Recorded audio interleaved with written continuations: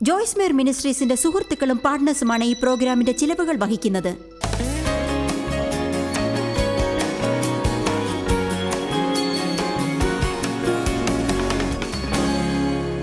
നിങ്ങൾ യേശുവിൽ ആരാണ് എന്നതാണ് ഈ ആഴ്ച ഞാൻ നിങ്ങളെ പഠിപ്പിക്കുന്നത്. അതിൻ്റെ മുഴുവനും അർത്ഥം എന്താണ്? കാരണം അതിനായി നിങ്ങൾ നോക്കുകയാണെങ്കിൽ ബൈബിളിൽ വ്യത്യസ്തമായ കാര്യങ്ങൾ കാണാൻ സാധിക്കും. നമ്മൾ യേശുവിൽ നീതീകരിക്കപ്പെട്ടിരിക്കുന്നു, ക്രിസ്തുവിൽ വീണ്ടെടുക്കപ്പെട്ടിരിക്കുന്നു, ക്രിസ്തുവിൽ നീതിയാക്കപ്പെട്ടിരിക്കുന്നു, യേശുവിൽ നാം സ്വർഗീയ രാജ്യത്തിൽ എല്ലാ ആത്മീക അനുഗ്രഹങ്ങളും പ്രാപിച്ചിരിക്കുന്നു. യേശുവിൽ യേശുവിൽ യേശുവിൽ ഇത് മതപരമായ ഒരു ചൊല്ലാണ്. എന്നാൽ നമ്മൾ അതിന് വേണ്ടത്ര ശ്രദ്ധ പതിപ്പിക്കുന്നില്ല. നാം ചിലപ്പോൾ അതിലേക്ക് ഇറങ്ങിച്ചെല്ലാറില്ല. അതിനാൽ ഞാൻ എപ്പോഴും പറയാറുണ്ട്, നിങ്ങൾ ശരിക്കും സന്തോഷിക്കണമെന്നുണ്ടെങ്കിൽ ക്രിസ്തുവിൽ നിങ്ങൾ ആരാണെന്ന് അറിയണം.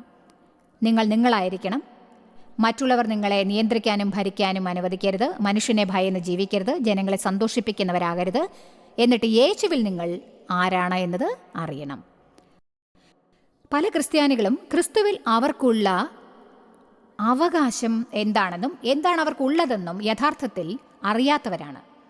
വിശ്വാസത്താൽ അവർക്കുള്ളത് എന്താണ് എന്നും അറിയുന്നില്ല. സത്യത്തിൽ നമ്മൾ ഈ ഭൂമിയിലെ ഏറ്റവും സന്തോഷമുള്ളവരായിരിക്കണം. നിങ്ങളിൽ എത്ര പേർക്കതറിയാം? നിങ്ങൾ യേശുവിൽ ആരാണ് എന്നറിയുകയാണെങ്കിൽ നിങ്ങളുടെ മുഖത്ത് ദിവസവും ഒരു പുഞ്ചിരി ഉണ്ടായിരിക്കണം. നിങ്ങൾ നല്ല ഫലം കായ്ക്കുന്നവരായിരിക്കണം, അല്ലാതെ പിറുപിറുത്തും പരാതി പറഞ്ഞും ജീവിക്കുന്നവരായിരുന്നു. നമ്മൾ ധൈര്യസമേതം ധീരതയോടെ കാലെടുത്തു വെച്ച് പുതിയ കാര്യങ്ങൾക്കായി പുറപ്പെടണം. മറ്റാരും ശ്രമിച്ചിട്ടില്ലാത്ത കാര്യങ്ങൾ ചെയ്യാൻ ശ്രമിക്കണം. തോറ്റുപോകുമോ എന്ന് ഭയപ്പെടാൻ പാടില്ല. നിങ്ങൾ മനോഹരമായ ജീവിതം ധീരതയോടെ ധൈര്യസമേതം ജീവിക്കണം. നിങ്ങൾ പ്രാർത്ഥനയിൽ തീർച്ചയായും ധീരന്മാരായിരിക്കണം. ദൈവത്തിങ്കൽ ധീരതയോടെ ചെല്ലുക. നിങ്ങൾക്ക് മണ്ടത്തരമാണെന്ന് തോന്നുന്ന കാര്യങ്ങൾക്ക് ദൈവത്തോട് അപേക്ഷിക്കൂ. കാരണം നിങ്ങൾക്ക് ചിന്തിക്കാവുന്നതിലും സങ്കല്പിക്കാനാവാത്തതിലും ഉപരിയായി ദൈവം നിങ്ങൾക്ക് നൽകുന്നതായിരിക്കും. എന്നാൽ സാത്താൻ ഇഷ്ടപ്പെടുന്ന കാര്യങ്ങളിലൊന്ന് നിങ്ങൾക്ക് കുറച്ചിൽ തോന്നിപ്പിക്കുകയാണ്, ക്ഷയിപ്പിക്കുകയാണ്. അപ്പോൾ നിങ്ങൾ ഒന്നും ചെയ്യാൻ തുനിയില്ലല്ലോ. നമുക്കിത് ബൈബിളിൽ പലയിടങ്ങളിലും കാണാൻ കഴിയും. നമുക്കിപ്പോൾ ഇരമ്യാവ് 29:6 നോക്കാം. ഈ വചനങ്ങളെല്ലാം ഞങ്ങൾ നിങ്ങൾക്ക് സ്ക്രീനിൽ കാണിച്ചു തരും.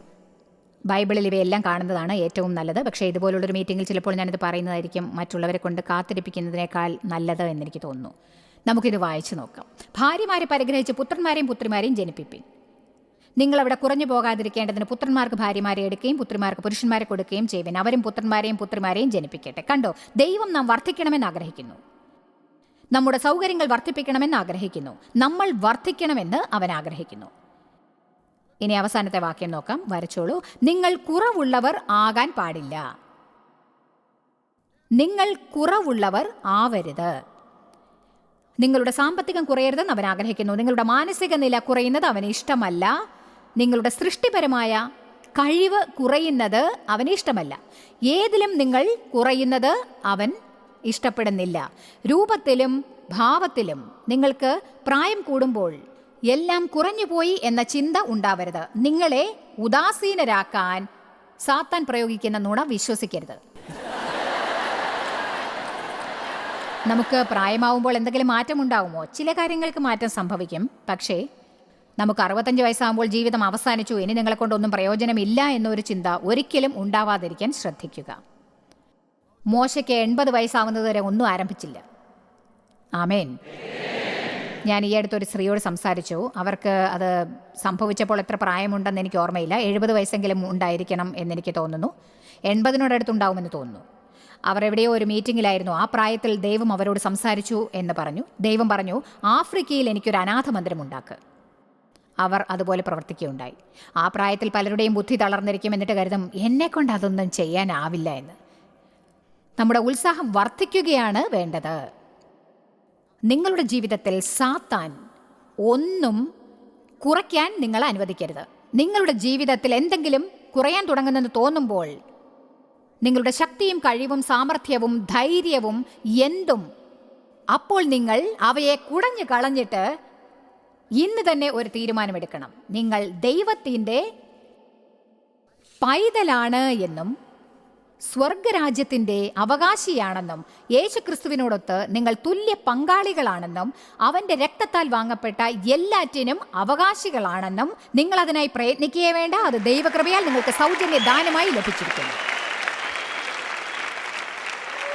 നിങ്ങൾ എന്തല്ല എന്ന് സാത്താൻ നിങ്ങളോട് പറയുമ്പോഴെല്ലാം നിങ്ങൾ ഇങ്ങനെ പറയണം എന്ന് ഞാൻ ഇന്ന് നിങ്ങളെ പ്രോത്സാഹിപ്പിക്കുന്നു. ഞാൻ ദൈവത്തിൻ്റെ കുഞ്ഞാണ്, ഞാൻ ക്രിസ്തുവിലാണ്, അവിടെ നിനക്ക് ഒരു സ്ഥാനവുമില്ല.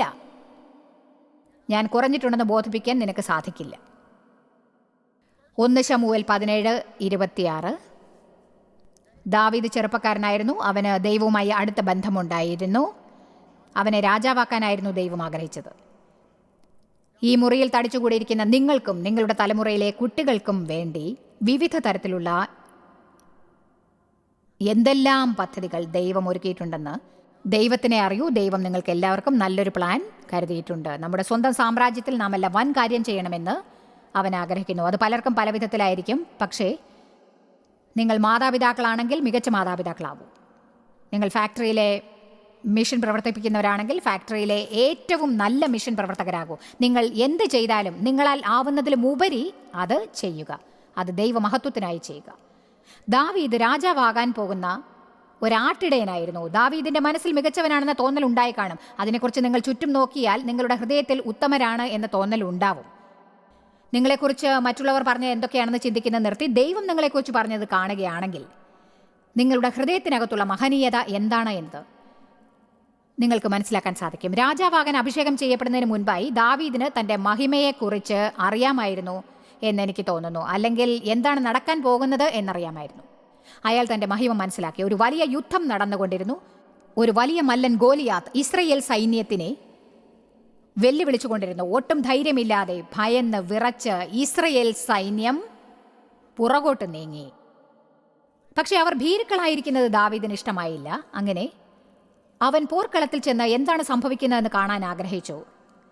എന്നിട്ട് അവനൊരു ചോദ്യം ചോദിച്ചു. ഗോലിയാത്തിനെ കൊല്ലുന്ന ഒരാൾക്ക് എന്തായിരിക്കും നൽകുക? നമുക്ക് 1 ശമൂവേൽ നോക്കാം 17:26. അപ്പോൾ ദാവീദ് തൻ്റെ അടുക്കൽ നിൽക്കുന്നവരോട്, ഈ ഫെലിസ്തീനെ കൊന്ന് ഇസ്രായേലിൽ നിന്ന് നിന്ദയെ നീക്കിക്കളയുന്നവന് എന്തു കൊടുക്കും? ഇനി പിൻവാങ്ങൽ ലജ്ജാവഹമാണ്, കുറ്റപ്പെടുത്തലുമാണ്. അതാണ് ദാവീദ് പറയുന്നത്. ഈ മല്ലനിൽ നിന്ന് നമ്മൾ ഒഴിഞ്ഞു മാറുന്നത് ദൈവത്തിൻ്റെ ജനമായ നമുക്ക് ലജ്ജാവഹമാണ്. നിങ്ങളുടെ വിധിയെ പൂർത്തിയാക്കണമെങ്കിൽ ഒരു മല്ലനെ കൊല്ലണം. മല്ലന്മാർ നമ്മെ തോൽപ്പിക്കാൻ സമ്മതിക്കരുത്. നമ്മൾ അവരെ നേരിടണം, അവരെ എതിർക്കണം. ആ വചനം വീണ്ടും സ്ക്രീനിൽ കാണിക്കണം പ്ലീസ്. ജീവനുള്ള ദൈവത്തിൻ്റെ സേനകളെ നിന്ദിപ്പാൻ ഈ അഗ്രചർമ്മിയായ ഫെലിസ്ത്യൻ ആർ എന്ന് പറഞ്ഞു. ദാവീദ് സംസാരിക്കുന്ന വിധത്തിൽ നിന്ന് നമുക്ക് പറയാനാവും അവൻ വളരെ ഉന്മേഷത്തിലായിരുന്നു എന്ന്. ശരി, അടുത്ത വാക്യം. അവരോട് അവൻ സംസാരിക്കുന്നത് അവൻ്റെ മൂത്ത ജ്യേഷ്ഠൻ ഏലിയാബ് കേട്ട് അയാൾ ദാവീദിനോട് കോപിച്ചു. ഇവിടെ നമുക്ക് ഏലിയാബിന് ദാവീദിനോടുള്ള അസൂയ കാണാൻ സാധിക്കും. നീ ഇവിടെ എന്തിനു വന്നു എന്ന് ചോദിച്ചു. ഇനി ഇത് നോക്കൂ. മരുഭൂമിയിൽ ആ കുറെ ആടുകളുള്ളതിനെ നീ ആരുടെ പക്കൽ വിട്ടേച്ചു പോന്നു? ദാവീദിനെ ജ്യേഷ്ഠൻ കൊച്ചാക്കുകയായിരുന്നെന്ന് നമുക്ക് മനസ്സിലാക്കാൻ സാധിക്കും. അവൻ ഒന്നിനും പ്രാപ്തനല്ല എന്ന് അവനെ താഴ്ത്തി അവൻ ചെയ്യുന്നതെല്ലാം ഉപയോഗശൂന്യമായ കാര്യങ്ങളാണ് എന്ന് ബോധ്യപ്പെടുത്തുകയായിരുന്നു. അങ്ങനെയുള്ള ഒരുവന് ഒരു മല്ലനെ എതിർക്കാൻ എങ്ങനെയാണ് സാധിക്കുക? പക്ഷെ ദൈവത്തോടൊത്തുള്ള ബന്ധത്തിൽ താൻ ആരാണ് എന്നത് ദാവീദിനറിയാം. അന്ന് യേശു വന്നിട്ടുണ്ടായിരുന്നില്ല, പക്ഷേ അവന് ദൈവവുമായി നല്ലൊരു ബന്ധമുണ്ടായിരുന്നു. നമുക്കിനി ഇത് തുടർന്ന് വായിക്കാം. ഏലിയാബ് ദാവീദിനോട് കോപിച്ചു. സാത്താൻ സഹോദരന്മാരെ കുറ്റപ്പെടുത്താൻ പരിശ്രമിച്ചുകൊണ്ടേയിരിക്കും. നിന്റെ ഹൃദയത്തിലെ അഹങ്കാരവും നിഗളഭാവവും എന്താണെന്ന് എനിക്കറിയാം. പട കാണുവാനല്ലേ നീ വന്നത് എന്ന് പറഞ്ഞു. അതിന് ദാവീദ്, ഇതെനിക്ക് ഇഷ്ടമായി, ഞാൻ ഇപ്പോൾ എന്ത് ചെയ്തു? അതായത് അവന് തൻ്റെ സഹോദരന്മാരുടെ മനോഭാവം നന്നായിട്ട് അറിയാമായിരുന്നു. ഞാനൊന്ന് പറയട്ടെ, ദൈവത്തിനായി എന്തെങ്കിലും ചെയ്യണമെന്ന് വാസ്തവത്തിൽ വിശ്വസിക്കുന്നെങ്കിൽ നിങ്ങളെ നിരുത്സാഹിപ്പിക്കാനും വിലമതിപ്പുള്ളതൊന്നും നിങ്ങൾക്ക് ചെയ്യാൻ ഒരിക്കലും സാധിക്കില്ല എന്നും വിശ്വസിപ്പിക്കാനായി സാത്താൻ സമയാസമയങ്ങളിൽ പലരെയും നിങ്ങൾക്കെതിരായി ഉപയോഗിക്കുന്നതായിരിക്കും. അവൻ തന്നാലാവുന്നതെല്ലാം ഉപയോഗിച്ച് നിങ്ങളെ തളർത്തുകയും ചെയ്യും. നിങ്ങളെ അതിന് അനുവദിക്കില്ല. ഇനി നമ്മൾ ഇത് തുടർന്ന് വായിക്കുകയാണെങ്കിൽ ഏലിയാബ് ദാവീദിനെ തുടർച്ചയായി നിരുത്സാഹപ്പെടുത്തിയതായി കാണാൻ സാധിക്കും. വേദപുസ്തകത്തിൽ ദാവീദ് ചെയ്തത് എന്താണ് എന്നത് എനിക്കിഷ്ടമായി. ഇന്ന് നമുക്കും അതിൽ നിന്ന് പഠിക്കാനാവുമെന്ന് വിശ്വസിക്കുന്നു. ഇതിൽ പറയുന്നു, ദാവീദ് ഏലിയാബിനെ വിട്ട് മാറി അവൻ ചെയ്യാൻ ആഗ്രഹിച്ച പ്രകാരം പ്രവർത്തിക്കാൻ തുടങ്ങി. അതാണ് നാമും ചെയ്യാൻ പഠിക്കേണ്ടത്. നമുക്കൊരു ദൗത്യം ഏൽപ്പിച്ചിട്ടുണ്ടെന്ന് വിശ്വസിക്കണം. നമുക്കൊരു സ്വപ്നവും ഒരു ലക്ഷ്യവും പദ്ധതിയും ദർശനവും ഉണ്ടെന്ന് വിശ്വസിക്കണം. ഒരുപക്ഷേ ഇന്ന് നിങ്ങൾക്ക് വീട് വൃത്തിയാക്കണമെന്നൊരു തോന്നലുണ്ടാവുമായിരിക്കാം. അപ്പോൾ സാത്താൻ നിങ്ങളുടെ കൂടെ കൂടി നിങ്ങളെ കൊച്ചാക്കാൻ പറഞ്ഞുകൊണ്ടേയിരിക്കും. നീ ഈ ചവറുകൾ കണ്ടോ, ഇന്ന് നിന്നെക്കൊണ്ട് ഇത് വൃത്തിയാക്കാൻ സാധിക്കുകയില്ല എന്നൊക്കെ സാത്താൻ പറയും. സാത്താൻ പറയുന്നത് കേൾക്കാനായി ഒരു അവസരം ഉണ്ടാക്കി കൊടുക്കരുത്. അവനെ വിട്ടുമാറി പറയൂ, സാത്താനെ, നീ ഒരിടത്ത് ഒളിച്ചിരുന്ന് എന്നെ ശക്തീകരിക്കുന്ന യേശുവിലൂടെ ഞാനിത് വൃത്തിയാക്കുന്നത് കണ്ടോ. സാത്താനിൽ നിന്ന് വിട്ടുമാറുക. യേശു എപ്പോഴും ഇത് ചെയ്യുന്നത് നിങ്ങൾ കണ്ടിട്ടുണ്ട്. യേശു ജനങ്ങളെ സൗഖ്യമാക്കി, മരിച്ചവരെ ഉയർപ്പിച്ചപ്പോൾ ജനങ്ങൾ യേശുവിനെക്കുറിച്ച് മോശമായി സംസാരിക്കും. യേശു ഒരിക്കൽ എങ്ങോട്ടോ യാത്ര ചെയ്തുകൊണ്ടിരിക്കെ മരിച്ചുപോയ ഒരു പെൺകുട്ടിയെ ജീവിപ്പിച്ചു. അവൻ മറ്റൊരു സ്ത്രീയെ സൗഖ്യമാക്കാൻ ചെന്നു. അവൾ കുറെ കാലമായി രോഗബാധിതയായിരുന്നു. അവൻ എത്തുമ്പോഴേക്കും അവൾ മരിച്ചു. ജനങ്ങൾ അവൻ്റെ അടുക്കൽ വന്ന് പറഞ്ഞു, നീ ഇനി അങ്ങോട്ട് വരേണ്ട ആവശ്യമില്ല, എല്ലാം കഴിഞ്ഞു, വൈകിപ്പോയി, അവൾ മരിച്ചു. വേദപുസ്തകം പറയുന്നു, യേശു അവർ പറയുന്നത് കേട്ടെങ്കിലും അവരെ കാര്യമാക്കിയില്ല എന്ന്. നിങ്ങൾ സാത്താൻ പറയുന്നത് കേൾക്കും, പക്ഷെ അവനെ നിങ്ങൾ കേൾക്കാൻ തുനിയരുത്. വേദപുസ്തകത്തിൽ സാത്താൻ നുണയനാണ് എന്ന് പറഞ്ഞിരിക്കെ അവൻ നമ്മോട് പറയുന്ന നുണകൾ വിശ്വസിക്കുന്നത് എത്ര മണ്ടത്തരമാണെന്ന് നിങ്ങൾക്കറിയാമോ? എനിക്ക് വല്ലാത്ത നിരുത്സാഹം. കാരണം സാത്താൻ എന്നോട് ഇങ്ങനെയൊക്കെ പറഞ്ഞു. ഇതിനൊരർത്ഥവുമില്ല. ഇനി ന്യായാധിപന്മാർ 6-ാം അധ്യായം വായിക്കും. ഈ കൊച്ചാക്കുന്ന പ്രവൃത്തി പുതിയതല്ലെന്ന് നിങ്ങളെ കാണിക്കാൻ ഞാൻ ആഗ്രഹിക്കുന്നു. ചിലപ്പോൾ നമ്മേക്കാൾ വിദ്യാഭ്യാസമുള്ളവരുടെ മധ്യേ ഇരിക്കുമ്പോൾ നമ്മൾ കൊച്ചാവുന്നു എന്നൊരു തോന്നൽ ഉണ്ടായേക്കാം. അത്തരം വ്യക്തികളുടെ മധ്യേ ഇരിക്കുന്ന സമയത്ത് അവർ നമ്മേക്കാൾ കുറേ സമർത്ഥന്മാരാണെന്ന് നമുക്ക് തോന്നും. അപ്പോൾ പെട്ടെന്ന് നമ്മൾ ചെറുതായി എന്നൊരു തോന്നലുണ്ടാവും. ഞാനൊന്ന് പറയട്ടെ, നിങ്ങൾ ക്രിസ്തുവിൽ ആരാണെന്ന് അറിയുകയാണെങ്കിൽ നിങ്ങൾക്ക് ആരുടെ മധ്യേയും കൊച്ചാണ് എന്ന തോന്നൽ ഉണ്ടാവുകയില്ല. കാരണം നിങ്ങളുടെ വില നിങ്ങൾ എന്ത് ചെയ്യുന്നു എന്നതല്ല, ക്രിസ്തുവിൽ ആരാകുന്നു എന്നതാണ്. ആമേൻ, ഹല്ലേലൂയ.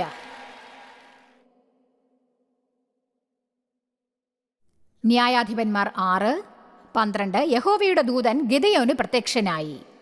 അവനോട് പറഞ്ഞു, അല്ലയോ പരാക്രമശാലിയെ, യഹോവ നിന്നോട് കൂടെയുണ്ട്. ഗിദെയോൻ ഉത്തരം പറഞ്ഞു, യഹോവ നമ്മോട് കൂടെ ഉണ്ടെങ്കിൽ. അവൻ ഭയന്ന് വിറച്ച ശബ്ദത്തിലായിരിക്കും ദൈവദൂതനോട് പറഞ്ഞിട്ടുണ്ടാവുക. യജമാനനെ, യഹോവ നമ്മോടത്തുണ്ടെങ്കിൽ നമുക്ക് ഇതൊക്കെ ഭവിക്കുന്നത് എന്ത്? ദൈവമേ, നീ ഇവിടെ ഉണ്ടെങ്കിൽ എന്തുകൊണ്ടാണ് ഈ പ്രശ്നങ്ങൾ ഉണ്ടാകുന്നത്? നീ എന്താണൊന്നും പ്രവർത്തിക്കാത്തത്? ഞങ്ങളുടെ പിതാക്കന്മാർ നിന്നെക്കുറിച്ച് പറഞ്ഞ ആ അത്ഭുത പ്രവൃത്തികൾ എവിടെ? മിസ്രയീമിൽ നിന്ന് ഞങ്ങളെ കൊണ്ടുവന്നത് യഹോവയല്ലേ? എന്നാൽ ഇന്ന് യഹോവ ഞങ്ങളെ മറന്നത് എന്താണ്? ഞങ്ങളെ ശത്രുക്കളുടെ കയ്യിൽ ഏൽപ്പിച്ചത് എന്താണ്? ദൈവം പ്രത്യക്ഷപ്പെട്ട് പറഞ്ഞു, ഗിദെയോനെ, നീ ബലത്തോടെ പോകാ. ഗിദെയോൻ പറഞ്ഞു, നിനക്ക് തെറ്റി യഹോവേ. ഞങ്ങൾക്ക് ഇത്രയും പ്രശ്നങ്ങൾ ഉണ്ടായിട്ടുണ്ട്. യഹോവ എവിടെയാണെന്ന് ഞങ്ങൾക്കറിയില്ല. അവൻ ഒന്നും ചെയ്യുന്നില്ല. ദൈവം അവനെ കാര്യമാക്കിയില്ല. 14-ാം വാക്യത്തിൽ ഇങ്ങനെ പറയുന്നു, യഹോവ അവനെ നോക്കി പറഞ്ഞു, നീ ബലത്തോടെ പോക. നീ ഇസ്രയേലിനെ മിദ്യാന്യരുടെ കയ്യിൽ നിന്ന് രക്ഷിക്കും. ഞാനല്ലയോ നിന്നെ അയക്കുന്നത്. ഇനി എന്ത് ചെയ്യും? ഗിദെയോൻ പറഞ്ഞു, അയ്യോ കർത്താവേ, ഞാൻ ഇസ്രയേലിനെ എങ്ങനെ രക്ഷിക്കും? മനശ്ശെയിൽ എൻ്റെ കുലം എളിയതും എൻ്റെ കുടുംബത്തിൽ വെച്ച് ഞാൻ ഏറ്റവും ചെറിയവനുമല്ലയോ. കണ്ടോ, ഗിദെയോന് കുറവായി തോന്നുന്നു. നിനക്ക് പറ്റിയത് ഞാനല്ല, നിനക്ക് തെറ്റിപ്പോയി. ഞാൻ പഠിക്കാൻ കഴിവില്ലാത്ത ഒരു കുട്ടിയാണ്. യേശുവേ, നീ സംസാരിക്കുന്നത് തെറ്റായ വ്യക്തിയോടാണ്. എന്നാൽ ഇംഗ്ലീഷിൽ കഷ്ടി ജയിച്ചേ ഉള്ളൂ. ഇത് പരമാർത്ഥമാണ്. ഇംഗ്ലീഷിൽ എനിക്ക് D ഗ്രേഡ് ആയിരുന്നു. സംസാരത്തിൽ എനിക്ക് A+ കിട്ടുമായിരുന്നു. പക്ഷേ അന്ന് അങ്ങനെ ഒരു ക്ലാസ് ഇല്ലായിരുന്നു. എനിക്ക് ഇംഗ്ലീഷിൽ D ഗ്രേഡാണ് കിട്ടിയത്. മാർട്ടിൻ, നിങ്ങൾ മ്യൂസിക്കിൽ തോറ്റു എന്നല്ലേ പറഞ്ഞത്? അതെ, ഇന്ന് നമ്മെ ആരാധനയിൽ നയിച്ച മാർട്ടിൻ സ്മിത്ത് സ്കൂളിൽ മ്യൂസിക്കിൽ തോറ്റു. ഇന്ന് നിങ്ങൾക്ക് ഭയമില്ലാത്ത ചില നേതാക്കന്മാരുണ്ട്. ഇന്ന് പാടിയ വ്യക്തി സംഗീതത്തിൽ തോറ്റു. ഞാൻ സംസാരിക്കുന്നു, പക്ഷേ ഇംഗ്ലീഷിൽ തോറ്റു. ദൈവം നല്ല തമാശക്കാരനാണെന്ന് തോന്നുന്നു. ഇത് അത്ഭുതം തന്നെയാണല്ലേ? അതെ, ആശ്ചര്യം. ദൈവം ചവറുകൾ റീസൈക്കിൾ ചെയ്യും. ലോകം വലിച്ചെറിഞ്ഞത് അവൻ എടുക്കും. എന്നിട്ട് പറയും, അല്ലയോ ബലവാനായ യോദ്ധാവേ, ഞാൻ നിന്നെ അഭിഷേകിച്ചിരിക്കുന്നു, ഞാൻ നിന്നെ വിളിച്ചിരിക്കുന്നു, നിന്നിൽ എൻ്റെ ആത്മാവിനെ നിറച്ചിരിക്കുന്നു, നിനക്ക് ഞാൻ ജ്ഞാനം നൽകി, ചെല്ല് മഹത്തായതെന്തെങ്കിലും ചെയ്യ്. അപ്പോൾ സാത്താൻ അടുത്ത് വന്ന് പറയും, നീയോ? ഈ മിനിസ്ട്രിയിലേക്ക് ദൈവം എന്നെ വിളിച്ചപ്പോൾ ഞാൻ എന്തുമാത്രം കുഴപ്പത്തിലായിരുന്നു എന്നറിയാമോ? എന്നാൽ നമ്മൾ ഒരു കാൽ മറ്റൊരു കാലിന് മുന്നിൽ, ഒരു കാലടി മറ്റൊരു കാലടിക്ക് മുന്നിൽ വെച്ച് ഞങ്ങൾ പിന്മാറില്ലെന്ന് പറയുകയാണെങ്കിൽ, സാത്താനോട് ഞാൻ പിന്മാറാൻ പോകുന്നില്ല, ഓരോ കാലടി മുന്നോട്ടെടുത്ത് ഞാൻ പോകും എന്ന് പറഞ്ഞാൽ എന്താണ് സംഭവിക്കുക?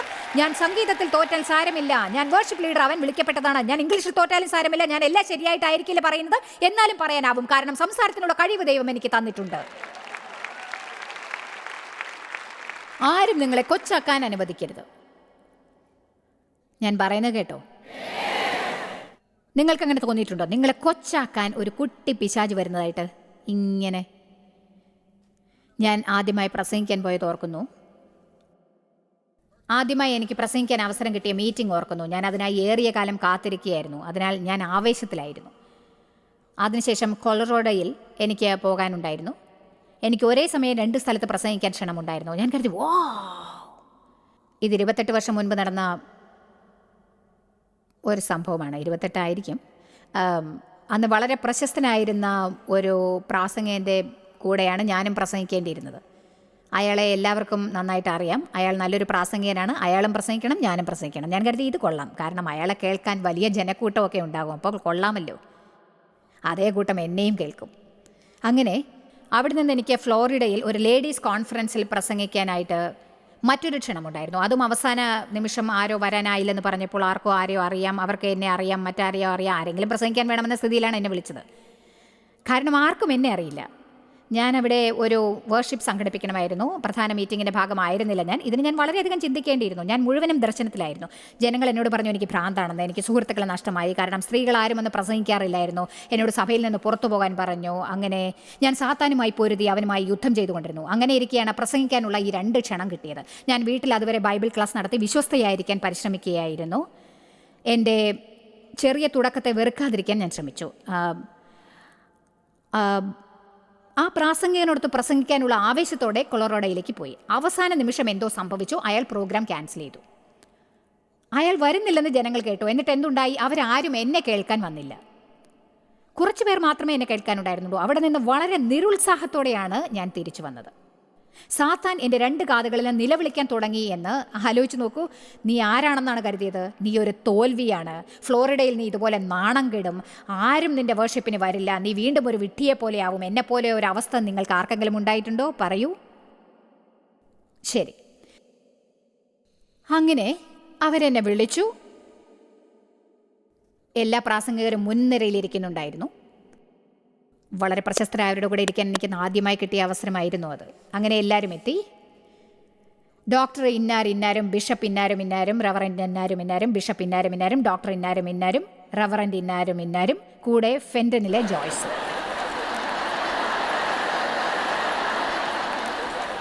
ഞാൻ കരുതി എൻ്റെ തലയിൽ പ്രകാശിക്കുന്ന വലിയൊരു സൈൻ ഉണ്ടെന്ന് എനിക്ക് തോന്നി എന്ന് പറഞ്ഞാൽ മതിയല്ലോ. എവിടുന്നോ ഒരു ജോയ്സ്, എവിടെ നിന്നോ ഒരു ജോയ്സ്.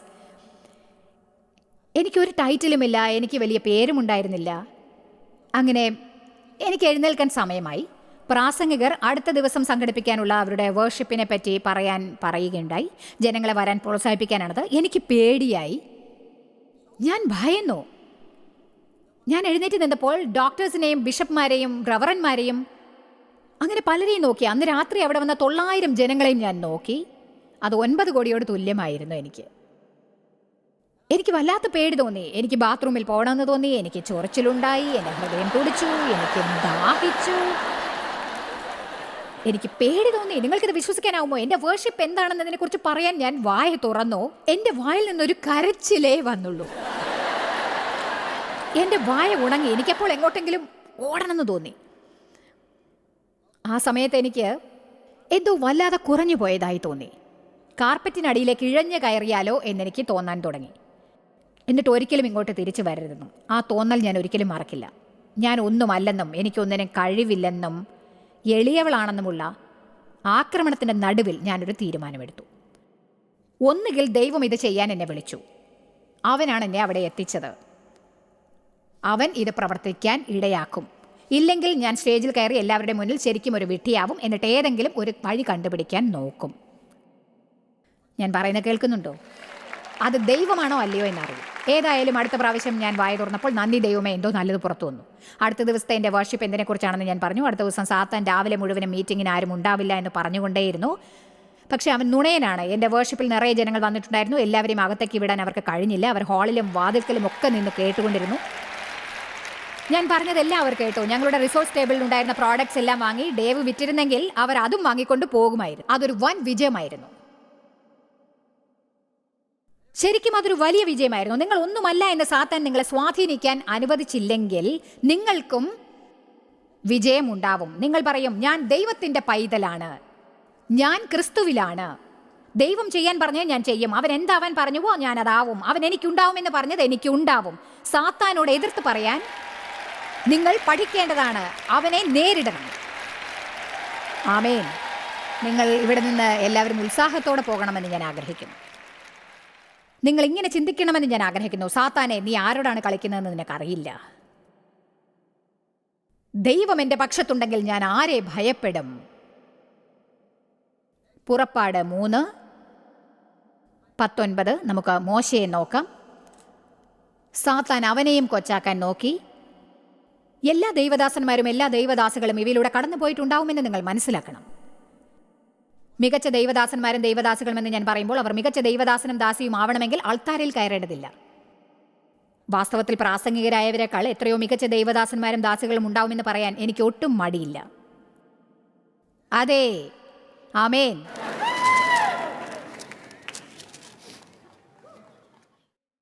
പുറപ്പാട് 3:19 മുതൽ നോക്കാം.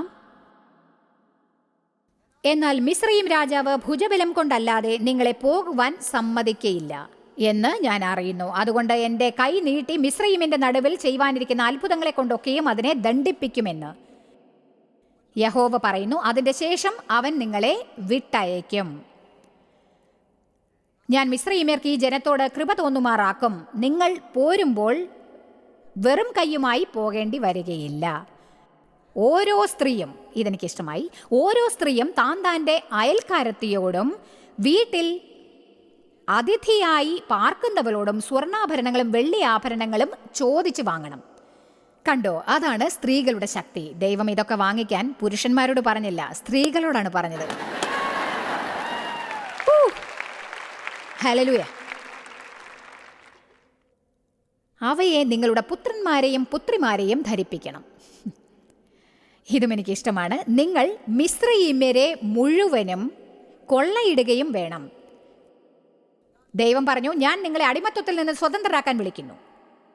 അതുമാത്രമല്ല, ശത്രുവിൻ്റെ എല്ലാ നല്ല വസ്തുക്കളും നിങ്ങൾ ചോദിച്ചു വാങ്ങിക്കൊണ്ടുവന്നു. അവയെ ധരിക്കുന്നതോടൊപ്പം അവയണിഞ്ഞ് സന്തോഷിക്കണം. കാരണം എൻ്റെ മക്കളാണ് അവയെല്ലാം അനുഭവിക്കേണ്ടവർ. ഹല്ലേലൂയ. മോശ ഉത്തരം പറഞ്ഞു, പക്ഷെ അവർ എന്നെ വിശ്വസിക്കില്ല. അവർ ഞാൻ പറയുന്നത് കേൾക്കില്ല. അവർ എൻ്റെ വാക്ക് വിശ്വസിക്കില്ല. അവർ ഇങ്ങനെ ചോദിക്കും, മോശേ, യഹോവ നിനക്ക് പ്രത്യക്ഷനായിട്ടില്ല എന്ന് പറയും. ധൈര്യവും തൻ്റെടവുമുള്ള ആരെയെങ്കിലും താൻ ഏൽപ്പിക്കുന്ന ജോലി ഏറ്റെടുത്ത് ചെയ്യാനായി കാലെടുത്ത് വെച്ച് പുറപ്പെടാനായി കിട്ടുമോ എന്ന് അന്വേഷിച്ച് ദൈവം എന്തുമാത്രം തളരും എന്നറിയാമോ? അങ്ങനെയുള്ളവരെ കണ്ടെത്താൻ പ്രയാസമായിരിക്കും. നിങ്ങൾക്ക് തെറ്റ് സംഭവിച്ചേക്കാം എന്ന ഭയത്തോടെ ജീവിതകാലം മുഴുവൻ ജീവിക്കരുത്. കാലെടുത്ത് വെച്ച് അതെന്താണെന്ന് കണ്ടുപിടിക്കും. നമ്മൾ ക്രിസ്തുവിൽ ആരാണെന്ന് അറിയുക എന്നത് ഏറ്റവും അധികം പ്രധാനപ്പെട്ടതാണ് എന്നെനിക്ക് തോന്നുന്നു. നിങ്ങളുടെ ജീവിതത്തിൽ ഏതെങ്കിലും ഭാഗത്ത് കുറവുണ്ട് എന്ന് തോന്നിയാൽ നിങ്ങൾ ദൈവ പൈതലാണെന്ന് ഓർക്കുക.